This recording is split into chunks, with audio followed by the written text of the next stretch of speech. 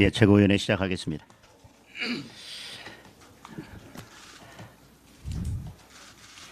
예, 인민재판부 설치 법안 발의, 대법원장 사퇴 협박, 패스트트랙 재판으로 야당 압살, 정치 특검과 법원의 합작에 의한 야당 의원 구속, 장기 독재로 의한 개헌몰이. 놀랍게도 이번 주 일요일부터 오늘까지 단 4일 만에 일어난 일들입니다.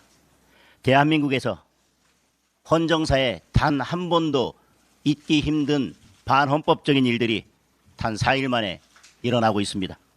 물론 대통령실과 여당의 합작품입니다.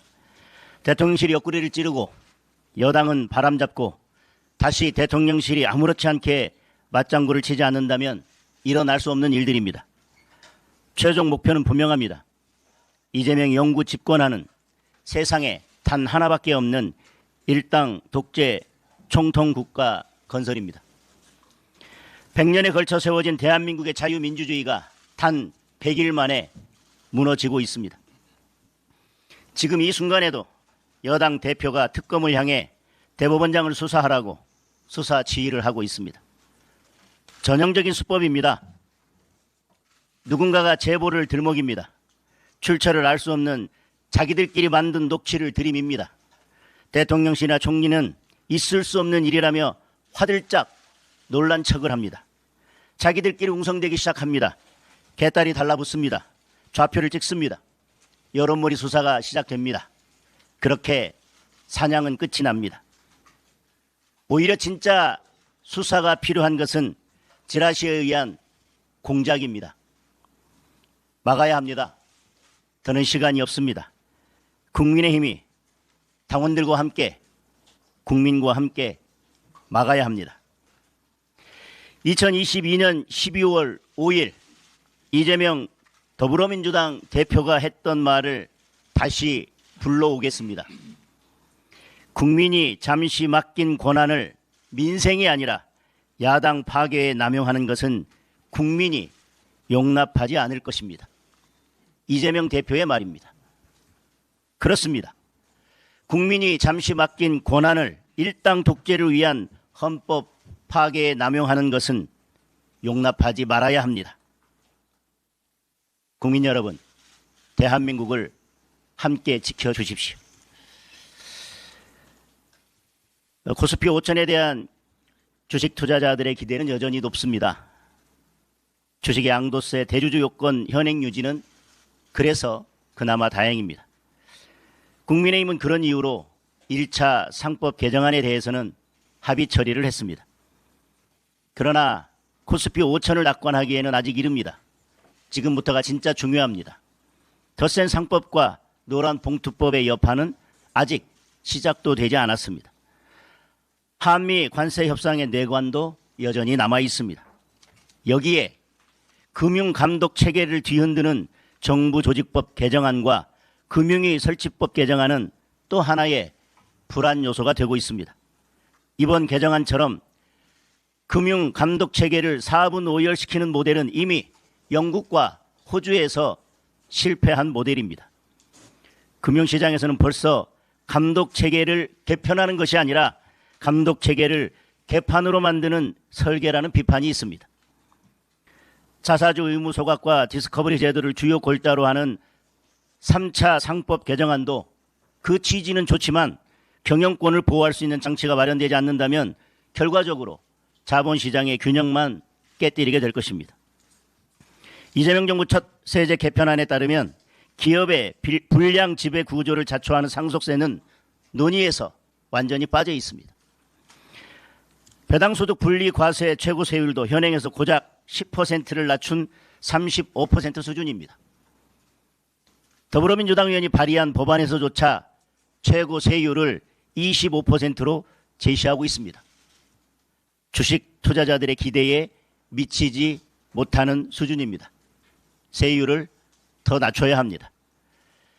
세법과의 조화, 노동권과 경영권의 균형, 안정적인 시장 감독 체계를 통한 자본시장 건전성 등이 확보되어야 코스피 5천은 실현 가능한 목표가 될 것입니다. 당근과 채찍을 현명하게 쓸 줄 아는 국민의힘이 코스피 5천을 거품대로가 아닌 탄탄대로로 만들겠습니다. 이상입니다.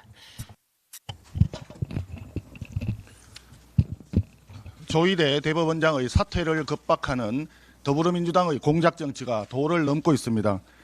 급기야는 조희대 대법원장이 한덕수 총리를 만나서 이재명 공직선거법 처리를 논의했다라고 하는 허위사실을 국회 본회의장에서 공공연하게 유포하였습니다.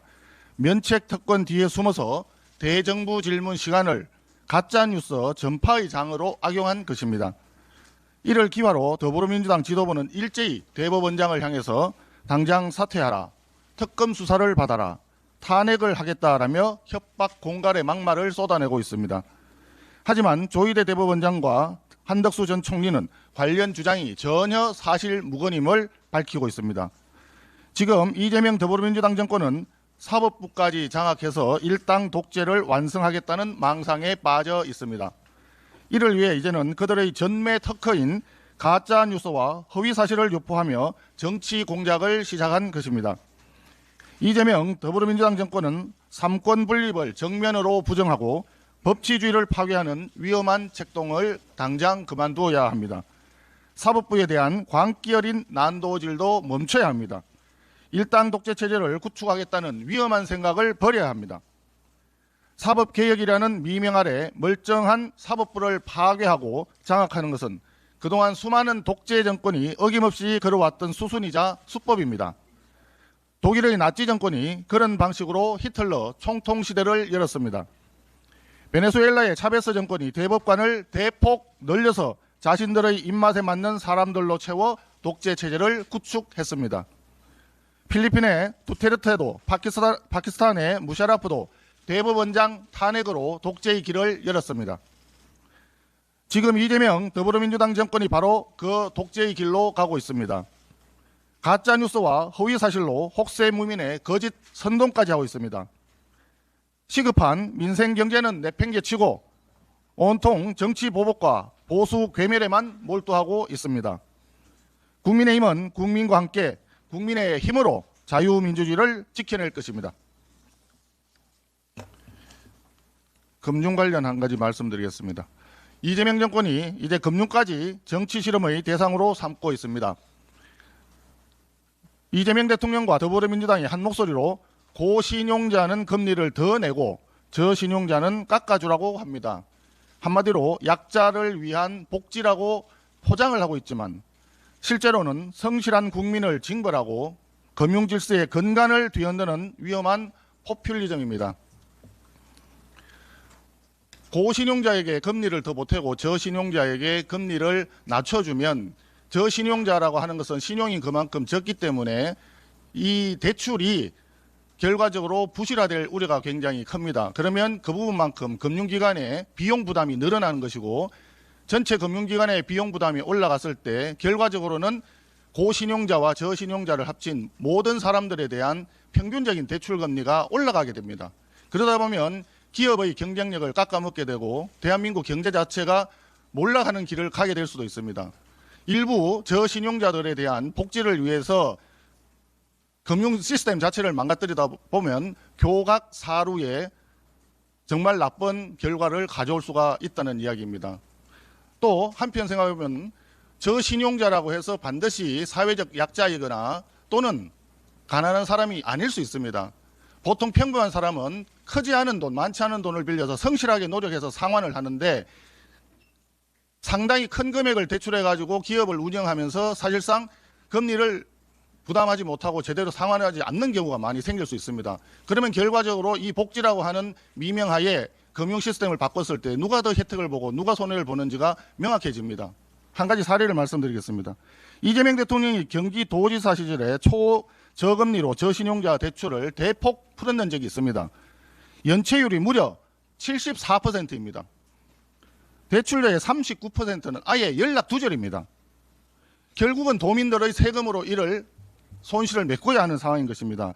이렇게 처참하게 실패로 끝난 무모한 정책을 이제 전 국민을 대상으로 확대하겠다는 것입니다.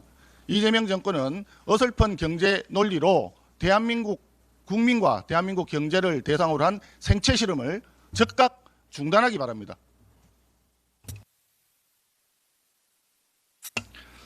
이재명 정부가 출범한 지 이제 갓 100일 정도가 지났을 뿐입니다. 그런데 정말 많은 국민분들이 이 나라의 대통령이 누군지 묻고 있습니다. 그리고 정말 많은 분들이 대한민국의 미래에 대해서 걱정을 하고 있습니다. 내실 없는 주가 부양이 혹시 거품으로 이어져서 나중에 터지는 것 아닌지 하는 우려도 커지고 있습니다. 한미 관세 협상에 대해서 무엇보다 이재명 대통령은 거짓말을 했습니다. 민주당도 그 거짓말에 동조했습니다. 지금도 그 거짓말이 또 다른 거짓말을 낳고 있습니다. 합의문이 필요 없을 정도로 잘된 협상이다. 한미 관계에 새로운 지평을 열었다. 이건 떨어지는 지지율을 붙잡기 위한 새빨간 거짓말이었음이 하루하루 드러나고 있습니다. 그렇다면 또 다른 거짓말로 그 거짓말을 막으려 하지 말고 누군가 책임져야 하지 않겠습니까? 문재인 정부는 부동산 통계를 조작해서 서민들의 고통을 가중시켰습니다. 그런데 한술 더 떠 이재명 정부는 더 대담하게 정상회담 결과까지 조작했습니다. 잘된 협상이라고 했더니 정말로 잘된 협상인 줄 알더라 이겁니까? 그렇게 잘된 협상이라고 하더니 이제 와서 협상의 장기화 가능성을 흘리는 이유는 뭡니까? 국가의 운명을 이렇게 말장난처럼 해도 되는 겁니까? 이재명 대통령의 거짓말은 상습적입니다. 살아온 삶 자체가 거짓말로 뒤덮여 있기 때문에 본인이 어떤 거짓말을 하고 있는지도 잘 모르고 있는 것 같습니다. 이제는 정말 그 상습적 거짓말 증후군에서 벗어나기 바랍니다. 거짓말이 또 다른 거짓말을 낳고 대통령 대변인의 입이 거짓말 자판기 노릇을 하는 이 나라가 과연 제대로 된 나라입니까? 무엇보다 당장 국가의 운명을 좌우할 한미 정상회담 관세 협상에서 무슨 일이 있었는지 국민들에게 진솔하게 고백하고 사과하고 협조를 구하기 바랍니다. 이상입니다. 네, 최고위원 김민수입니다. 대한민국 민주주의 사망 선고 앞에 있습니다. 우리는 선출된 권력 이재명에 의한 민주주의 붕괴 현장을 목도하고 있습니다. 지금 싸우지 않는다면 대한민국 전제주의로 전환할 것입니다. 이재명 정권은 노골적으로 사법부 장악을 시도하고 있습니다.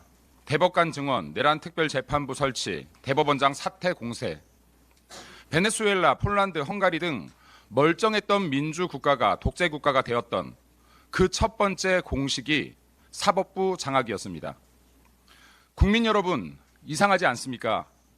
특검이 판치는 세상, 모든 사건마다 특검을 주장하는 민주당이 무안공항 참사 왜 분노하지 않습니까? 최근 수많은 젊은 군인들의 죽음 왜 분노하지 않습니까? 이재섭 경사의 죽음 왜 가리고 덮습니까? 우리는 이미 선택적 수사, 선택적 특검, 선택적 분노와 슬픔, 선택적 유죄 판결과 사면을 목도하고 있습니다. 법을 넘어 분노와 슬픔마저 선택되고 조작되는 세상을 살게 될지도 모릅니다. 대한민국에는 권력 서열이 있다. 사법부는 입법부가 설정한 구조에서 판단한다. 이재명 100일 취임사 발언입니다. 총통의 의지가 곧 국민의 의지다. 나치 시대 법 이론가 오토킬로이터의 말과 같습니다. 나치가 정권을 잡기 전 독일 국민 중 어떤 누구도 전제주의를 원한 사람 없습니다. 나치도 선출된 권력이었다는 것을 우리는 기억해야 합니다. 우리는 선출된 권력 이재명의 독재를 보고 있습니다. 지금 막지 못한다면 대한민국 전제주의로 전환할 것입니다. 미국 보수주의 아버지 베리 골드워터가 말했습니다. 자유를 수호함에 있어서 극단주의는 악이 아니고 정의를 추구함에 있어서 온건은 덕이 아니다. 우리는 자유를 수호하기 위해서 기꺼이 극단을 선택해야 할 것입니다. 우리는 정의를 추구하기 위해서 더 이상 온건에서는 안 될 것입니다. 이재명과 민주당 그 폭주를 멈추지 않는다면 자유를 수호하기 위한, 정의를 추구하기 위한 극단적인 저항에 부딪히게 될 것입니다. 이제 그만 멈추십시오. 독재의 발걸음을 멈추지 않는다면 이재명 정권 역시 그 수명을 다하지 못할 것입니다. 이상입니다.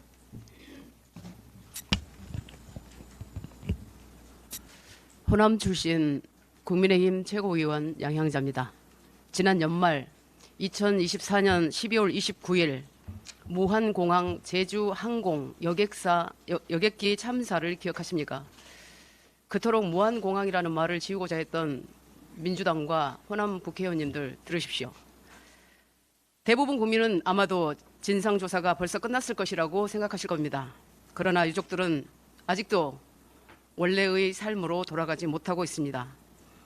며칠 전에는 더불어민주당 전남도당 앞에서 시위도 하시고 있으나 민주당 어느 누구 하나 관심 가져주지 않음에 울분을 토하고 계십니다. 유족들은 국토부 산하기구의 셀프 조사에 강한 불신을 갖고 계십니다. 특히 조사 자료를 공개하지 않는 일방성과 폐쇄성에 분노하고 있습니다.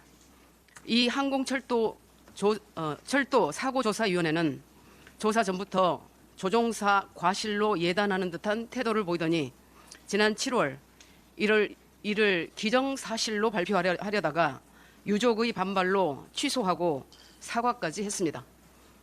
어떻게 이렇게 어설프고 이토록 잔인할 수 있습니까? 이뿐이 아닙니다. 모든 국민이 눈으로 직접 본 항공기 폭발의 원인, 공항 활주로에 절대로 있어서는 안 될 그 콘크리트 둔덕, 어떻게 할 겁니까? 제대로 된 진상조사와 책임자 처벌만이 이 참사의 해결 방안이라고 유가족들은 절규하고 계십니다. 이번 참사의 원인으로 지목되는 이 둔덕은 2007년부터 2020년까지 최소 3번은 없앨 기회가 있었다는 조사 결과도 있습니다. 이런 상황에서 사고 조사를 끝내버리면 어느 유족이 받아들이고 어느 국민이 믿겠습니까? 조종사도 항공사 대표도 없는 유일한 증거인 둔덕입니다. 진상규명이 제대로 이루어져야 위험한 둔덕을 없앨 것 아닙니까? 무한공항을 재개하자는 무한 국회의원님, 유가족의 절규는 무시하고 위험천만한 말씀만 되풀이하실 겁니까? 이건 아니지 않습니까? 이 무한 제주항공 사고야말로 당장 특검해야 합니다. 현 국토부 장관까지 특검의 필요성을 공개 언급했습니다. 호남 지역 가득한 국회 제1당 민주당 의원들은 지금 도대체 뭘 하고 있는 겁니까? 특히 민주당 호남특위는 왜 만든 겁니까?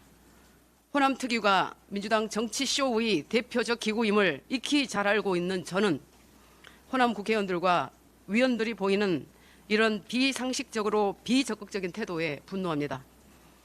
오로지 민주당만을 지지하고 의지해온 호남인들, 이제 그만 이용하십시오. 억울한 죽음, 명백한 진실은 밝혀야 한다. 이는 현재 가동 중인 최상병 특검의 이명현 특별검사가 한 말이고 더불어민주당 의원들이 그동안 수없이 한 말이며 온 국민의 바람이기도 합니다. 무려 179명의 국민이 영문도 모른 채 한순간 사라져버린 이 참혹한 사건이 다시는 되풀이되지 않도록 남은 유족들이 떠난 가족들과 진정한 이별을 할 수 있도록 집권 여당의 책임감을 보여주길 바랍니다. 오늘 더불어민주당 지도부가 또 호남을 찾는다고 합니다. 내년 지방선거를 앞두고 표구걸 행보임은 호남민들의 살림살이의 팍팍함으로 오래전 증명이 되었지만 오늘만이라도 무한공항 제주항공 여객기 참사 희생자와 유가족들의 억울함을 풀어줄 수 있는 대책을 가지고 가시기 바랍니다. 똑똑히 지켜볼 것입니다. 이상입니다. 예, 이재명 사건을 유죄 판결한 조희대 대법원장을 몰아내기 위한 민주당의 발작적 행위가 계속되고 있습니다. 민주당은 지금 집단 광기에 휩싸여서 거의 실성을 한 듯합니다. 이들은 날조한 제보자를 등장시켜서 조희대 대법원장이 외부인과 만났고 윤석열 대통령 사건을 이재명 대표 사건을 빨리 해결하겠다 이런 주장을 했다는 이런 말을 했다는 주장을 반복하면서 지금 조희대 대법원장을 몰아내려고 했습니다. 그런데 조희대 대법원장이 그에 대해서 사실 무근이다라고 확인을 하니까 이제는 다른 이유를 댑니다. 사법 질서를 망가뜨렸다. 결국 본심이 드러나고 있는 것입니다. 권력자의 주구를 활용해서 수사기관이 고발을 할 겁니다. 그리고 수사를 할 것입니다. 과거에도 이렇게 했습니다. 이회창 총재 시절의 김대엽 사건, 오세훈 시장을 향한 생태탕 사건, 그리고 그리고 얼마 전에 있었던 청담동 술자리 사건 모두 이런 식입니다. 그렇게 해서 사실 무근으로 밝혀져도 제보를 한 자, 주장을 한 자, 형사처벌을 요구한 자들은 모두 책임을 지지 않습니다. 심지어 흑석동 땅 투기꾼, 청담동 사건을 일으킨 모 씨는 오히려 영전까지 했습니다. 이재명 사건을 유죄 판결한 죄로 지금 조희대 대법원장을 몰아내려고 하는 이런 조치는 결국은 민주당의 이 독재적 성향을 면밀하게 드러내고 있습니다. 그리고 그 전위대에 바로 정청래 대표가 있습니다. 정청래 대표는 지금 온갖 방법으로 온갖 사람들을 향해서 물어뜯고 있습니다. 권력자의 주구가 되어서 열심히 물어뜯고 있는 것, 그 자체는 인정합니다. 그러나 당신들이 원하는 나라는 어떤 나라입니까? 도대체 당신들은 집권을 해서 어떤 나라를 만들려고 합니까? 1942년 4월 26일에 독일 제국의 히틀러는 이미 총통직위에 오른 다음에 제3제국의 최고 재판관으로도 임명이 되었습니다. 총통이 재판관도 겸한 것입니다. 우리나라의 대통령도 이제 이런 말을 하고 있습니다. 권력에도 서열이 있다. 그리고 선출된 권력이 모든 권력에 앞선다는 내용으로 주장을 하고 있습니다. 히틀러가 총통직에 올랐듯이 우리나라의 선출된 권력 중에서 가장 센 사람이 되었다고 하는 분이 총통 행세를 하고 있는 것입니다. 총통 독재로 가는 시작이 바로 대법원장을 몰아내기 위한 것이라고 봅니다. 이제 총통이 그 하수인으로 대법원장까지 교체하고 나면 총통 독재는 완성될 것입니다. 그러므로 총통 독재를 막아내기 위해서는 조희대 대법원장을 몰아내려는 이 민주당의 시도, 이재명 총통의 시도를 우리는 막아야 합니다. 아울러 정청래 대표에게 부탁합니다. 정청래 대표가 열심히 살기 위해서 권력자의 주구가 되어서 아무나 마구 물어뜯는 것, 그까지는 그냥 보고 있겠습니다. 악역을 자처하는 것 참 열심히 산다고 하겠습니다. 그러나 정청래 대표가 지금 악의 화신이 되어가고 있습니다. 악의 화신이 되어서 이 나라를 무너뜨리려고 하고 있습니다. 그것은 절대로 용납하지 않을 것입니다.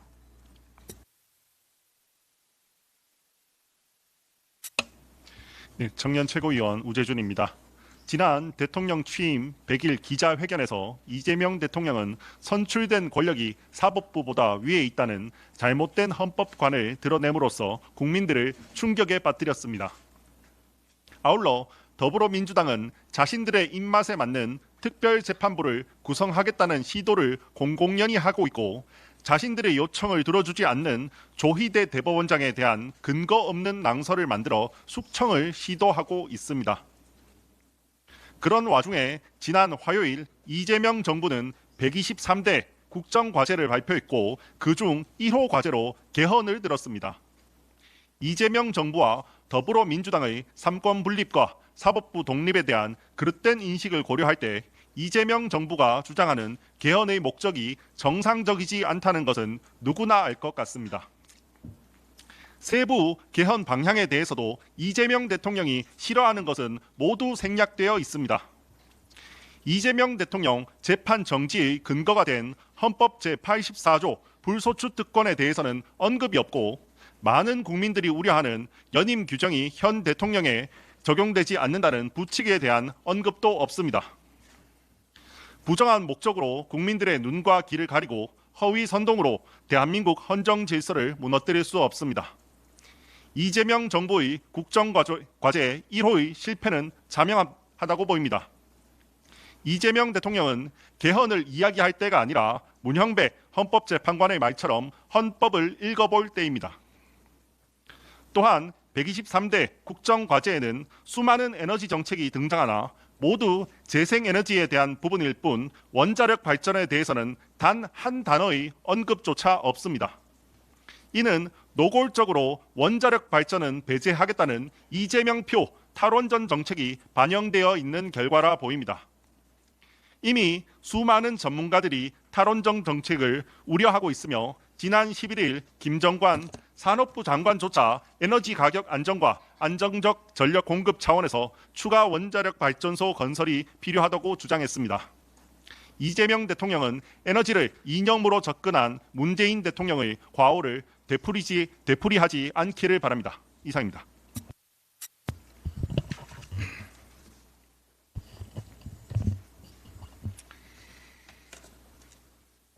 내일 9월 19일 11시 이곳 국회 본관 228호에서 양당 정책위 의장, 정책수석, 원내 정책수석 3대3, 3+3 민생경제협의체 첫 회의가 열립니다. 많은 국민들께서 이 회의에 큰 기대를 걸고 있습니다. 우리 국민의힘은 민생을 위한 협치에는 한치의 머뭇거림도 없이 나아갈 것입니다. 그러나 이재명 독재체제 구축을 위한 조희대 대법원장 몰아내기, 내란특별재판부, 정부조직 계약 등 반헌법, 반법치에 대해서는 당당히 맞서 싸울 수밖에 없습니다.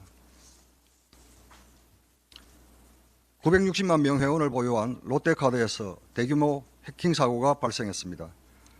당초 1.7GB라던 유출 규모가 지난 4월 SKT에서 유출된 9.8GB의 20배가 넘는 200GB에 달한다는 충격적인 소식입니다.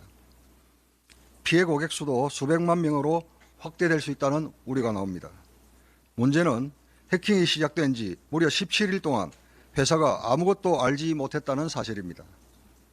카드사 보안망에 이렇게 큰 구멍이 뚫린 현실에 국민 불안은 이루 말할 수가 없습니다. 롯데카드는 이미 2014년 1억 건의 개인정보 유출 사건의 당사자였습니다. 그럼에도 보안체계 강화는 제대로 이루어지지 않았습니다. 특히 사모펀드 MBK 파트너스가 2019년 롯데카드를 인수한 뒤 보안 투자가 소홀해진 것 아니냐는 의문이 제기되고 있습니다. MBK 파트너스는 홈플러스 인수 당시에도 구조조정과 투자 소홀 논란을 일으킨 전례가 있는 만큼 이번 사태에 대해서도 철저한 조사와 책임 규명, 재발 방지 대책이 필요합니다. 금융보안 사고는 단순한 기술 문제가 아닙니다. 국민의 재산과 금융 시스템 전반의 신뢰를 뒤흔드는 중대한 사안입니다. 그런데 지금 금융위원회와 금융감독원은 정부조직 개편 논란으로 인해 손을 놓고 있습니다. 정부는 조직 개편에 매달릴 게 아니라 롯데카드 해킹 사건을 철저히 조사하여 책임을 묻고 피해자 구제 및 재발 방지에 최선을 다해야 합니다. 국민의힘은 정무위원회에서 긴급 현안 질의를 개최해 이번 롯데카드 해킹 사고의 원인과 책임을 철저히 따지고 재발 방지 대책을 마련하겠습니다. 이상입니다.